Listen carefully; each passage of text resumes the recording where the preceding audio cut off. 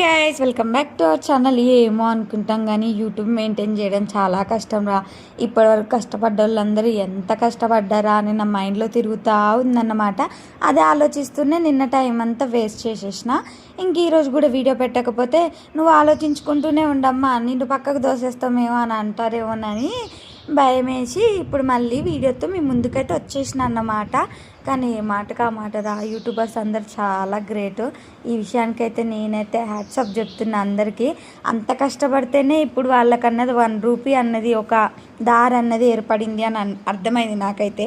సర్లే అక్క, నువ్వు ఎప్పుడు ఫీల్ అవుతూనే ఉంటావు, ఫీల్ అవ్వంది ఎప్పుడు అని అంటారేమో. ఏమో రా, నా మనసులో ఏదనిపిస్తుంది మాట్లాడాలనిపిస్తుంది, ఎందుకో తెలీదు. నాకు మనసులో ఒకటి పెట్టుకొని బయటకు ఒకలాగా మాట్లాడాలంటే అస్సలు నా వల్ల కాదు.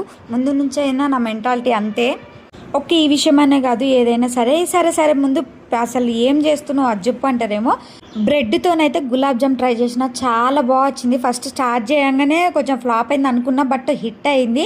ఫస్ట్ అయితే బ్రెడ్ తీసుకొని 4 పక్కలు కట్ చేసుకున్నాక కొంచెం మిల్క్ వేసుకొని కలుపుకోవాలి, స్మాష్ చేసుకోవాలి. నేను మిల్క్ అనేది చాలా ఎక్కువ యాడ్ చేసేసిన. ఏం చేసిన అంటే అది మంచిగా ఉండాలని చెప్పి డీప్ ఫ్రిడ్జ్లో పెట్టేసిన 1 గంట సేపు. ఇంకా తర్వాత బాల్స్ లాగా చేసుకొని ఆయిల్లో డీప్ ఫ్రై చేసుకున్నాక 1 కప్పు చక్కెరకి కొన్ని వాటర్ పోసుకొని మంచిగా ఇలాచి వేసుకొని చక్కెర పాకం అయిన తర్వాత అందులో ఇవి గులాబ్ జాములు వేసి కొంచెం సేపు కూల్ అయ్యేదాకా ఫ్రిడ్జ్లో పెట్టి టేస్ట్ చేస్తే అబ్బా సూపర్ ఉంది. ఒకసారి ట్రై చేయండి మీరు కూడా, బాగుంది.